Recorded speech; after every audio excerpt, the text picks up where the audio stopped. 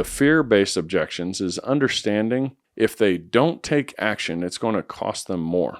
And how you get people to change their minds is you have to do what's called a reframe. All right. So a reframe is basically a way of asking them a question that challenges their perspective. And then using a story or an analogy, story sell, and then asking them another question that gets them to, like, again, do you feel like this is, the answer for you type of thing? Okay. So number one, what we're going to do is, like, let's say it's a think about it objection. Well, Jeremy, I just need to think about it. I don't make any rash decisions, blah, blah, blah, all these things. You ask the questions, how long would you need to think about it? I just can't make a decision today. I don't know. I'll get back to you.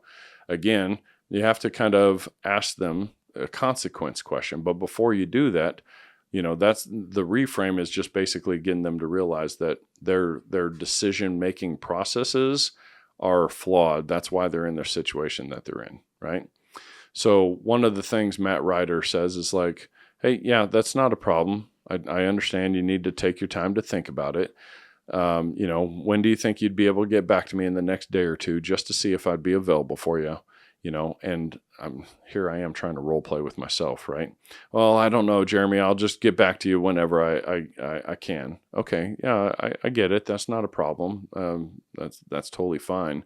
I guess my question is, you've been thinking about this for 2 years, 3 years, or whatever. How much longer are you going to let the damage that's happening to your home continue to get worse and worse? Or how much longer are you going to keep climbing the ladder and taking the risk of climbing the ladder and having an accident or something like that? And then you can tell a story. How much longer are you going to be, paying somebody, $100 or $200 or $400 to clean out your gutters, asking them a question like that? And then you want to ask a consequence question. Like, what happens have you considered what would happen if your grandson fell off and didn't fall off the top of the ladder, but let's say he's walking down and he misses the last step, which everybody knows is pretty common. If you've climbed a ladder a couple times, you've realized, oh shit, I missed a step, right? What happens if your grandson, thinks he's at the bottom, misses a step, and he twists his ankle or, twists a knee and, tears an MCL or breaks an ankle, or, it's not life-threatening or anything, but, has an accident?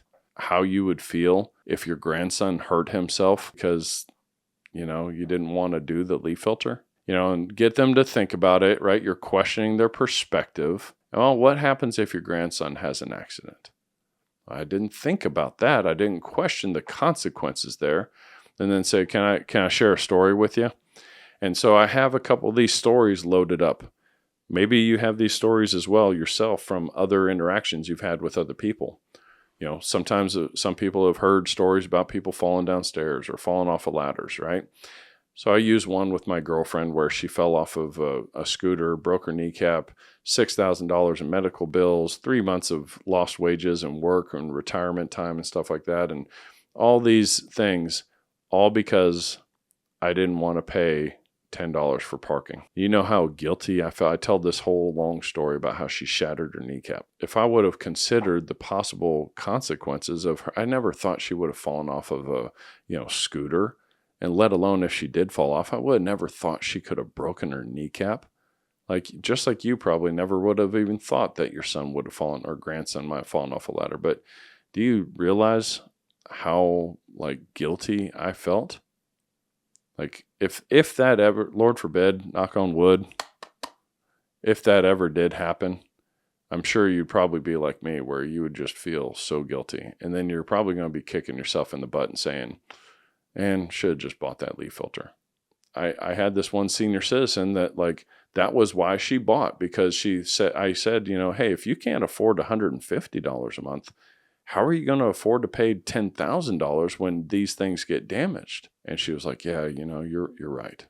Okay, let's do it. This is all before we drop price, guys. We're really trying to hold their feet to the fire, because do I believe in my product? Do I believe in my company? Do I believe in the service that I'm going to offer to them?